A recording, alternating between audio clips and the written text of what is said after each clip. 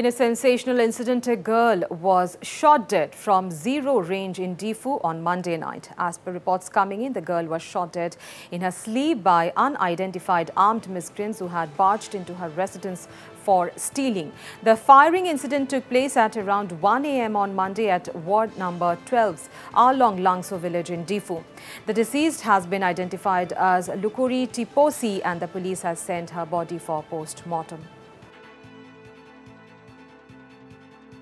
যোৱা ৰাতি আমি এটা ইনফৰমেশ্যন পাওঁ ৰাতি প্ৰায় 2টামান বজাত যে তেনেকুৱা এটা ঘটনা ঘটিছে এটা বুলেট ইনজুৰি হৈছে তো লগে লগে আমি ওসি আমাৰ এসপি স্যাৰ আমি সকলো আহি ইয়াত উপস্থিত হওঁ তো আমি ইয়াত আহি দেখা পাওঁ যে যি ভিকটিম গৰাকী আছে তেখেত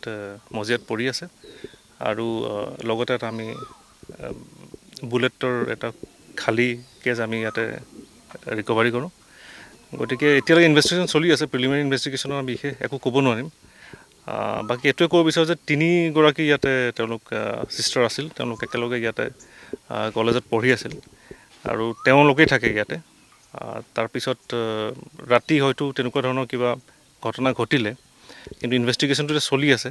গতিকে প্ৰিলিমিনাৰী ষ্টেজত আমি বিশেষ ইয়াতকৈ বেছি ক'ব নোৱাৰোঁ মানে ৰাতি হৈছিলে ৰাতি মানে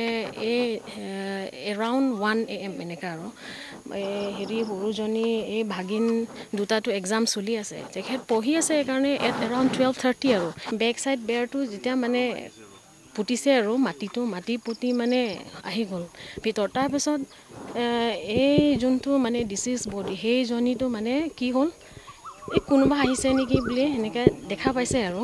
তাৰপিছত দেখা পাই কিনে সিহঁতক মাতিছে তো সিহঁতে মানে লাইটটো অন কৰিছে তাৰপিছত বোলে দুজন আছে ওৱান ৱাজ আউটছাইড যোনটো আউটছাইড ৰখি আছে মানে বাহিৰতে আৰু ওৱান যোনটো সোমাইছে সি মানে গান ধৰি ডাইৰেক্টলি মানে শ্বুট কৰি পলাই গ'ল তাই একো নকৰে মানে ভণ্টিহঁতৰ লগতে থাকে মানে ভাত চাত বনোৱা কাপোৰ চাপোৰ ধুই দিয়ে মানে ঘৰৰ কামখিনি চাই আৰু সি তাই ষ্টুডেণ্টটো নহয় এৰা বহুত মানে বছৰ হৈ গ'ল আৰু মেট্ৰিক পাছ কৰি সি এৰি দিলে মানে আচৰিত কথাটো হ'ল যে she is not any professional contractor বুলিও নহয় লাইক ভেৰি ফেমাছ আৰ্টিষ্ট বুলিওতো আমি ক'ব নোৱাৰোঁ এই ঘৰ ভেৰি কমন গাৰ্ল